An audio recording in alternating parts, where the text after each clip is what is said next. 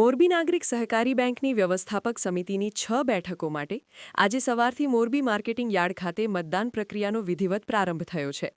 આજરોજ યોજાઈ આ ચૂંટણીમાં બેંકના કુલ 6,596 નોંધાયેલા મતદારો પોતાના મતાધિકારનો ઉપયોગ કરી ઉમેદવારોનું ભાવિ નક્કી કરશે।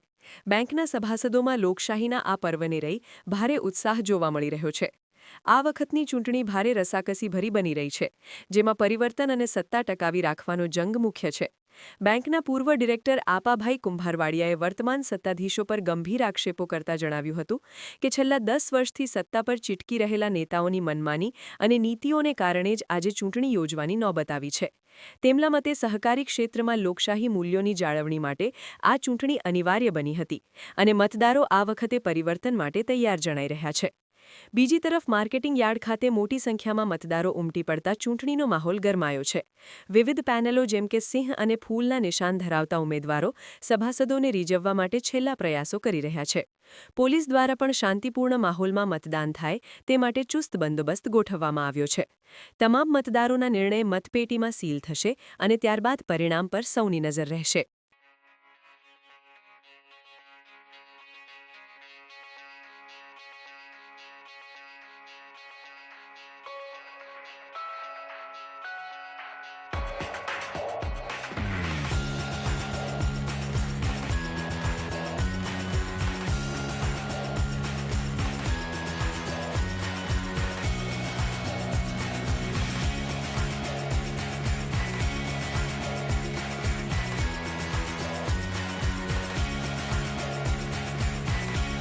મોરબી નાગરિક સહકારી બેંકની બોર્ડ ઓફ ડાયરેક્ટરની ચૂંટણી 5 વર્ષ માટે 26 થી 31 સુધીની યોજવામાં આવી રહી છે, જેમાં 3 વિભાગ છે। એક બિન અનામત એટલે કે જનરલ વિભાગ, જેમાં 6 ડિરેક્ટરોને ચૂંટવાના છે। બીજો વિભાગ છે મહિલા અનામત માટેનો છે, જેમાં 2 મહિલા માટે ચૂંટવાના છે અને એક SC ST માટે રિઝર્વ સીટ છે, 1 સીટ।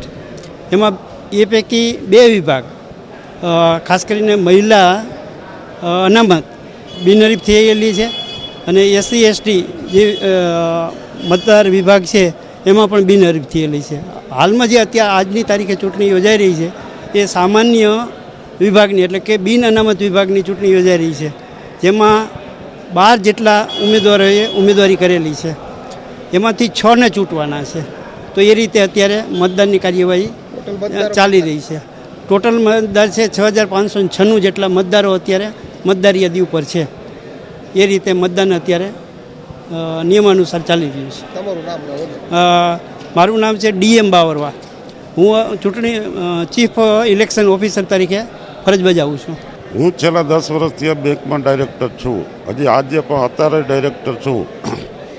અમુક હોદ્દા ઉપર રહ્યો છું, પણ અમારી બેંકની અને સભાસદોના કમનસીબ એવા છે કે જે તે પેઢી ગયેલા અને ભ્રષ્ટાચારને મહત્ત્વ આપવાવાળા લોકો મુખ્ય સ્થાન ઉપર બેઠા હતા, જેથી કરીને આ વખત એ લોકોએ બહુ છે બધાય ભાજપના જ કાર્યકર્તાઓ બારે બાર, પણ લડાઈ એટલા માટેની છે કે જૂના પેઢી ગયેલા ભ્રષ્ટાચારને મહત્ત્વ આપે છે એવા લોકોને કાઢવા માટે છે અને આ જંગ લડાઈ।